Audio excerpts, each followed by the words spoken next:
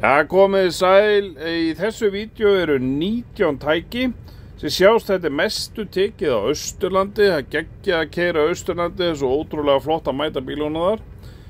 In this video, which is mostly taken in the East Fjords in Iceland in September 2025, are 19 trucks. I hope you enjoy the video and subscribe. Og ég ætla að vona ykkur líkið við vídeo og íti svo áskrift. Takk fyrir.